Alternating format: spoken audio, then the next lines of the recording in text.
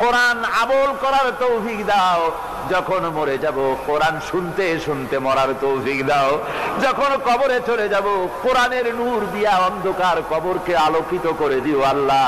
কিয়ামতে কোরআনের ছায়া আমাদের নসিব করে দিও, কোরআনের সুপারিশ কিয়ামতের ময়দানে আমাদের নসিব করে দিও। রব্বুল আলামিন, কোরআন যার মাধ্যমে পেলাম সেই বিশ্ব নবী সরওয়ারে কায়নাত রাহমাতুল লিল আলামিন, তার দরবারে এই মাহফিলের সালাম তুমি পৌঁছায়া দাও। রব্বুল আলামিন, আমরা যারা মা বাপ হারাইছি, আমাদের মধ্য থেকে মা বাপ যাদের কবরে গেছে, দয়া করে তাদের কবরগুলিকে জান্নাতের টুকরা বানায়া দাও। রব্বুল আলামিন, এই মাহফিলের কর্তৃপক্ষ প্রতি বছর কোরআনের খেদমত করে, কোন বছর তাদেরকে তুমি ঋণগ্রস্ত রাখনি, এবারও যেন এই কঠিন বাজারে, দ্রব্য মূল্যের বাজারে যেন তারা মাকরুজ না থাকে, ঋণগ্রস্ত না থাকে। তোমার বান্দা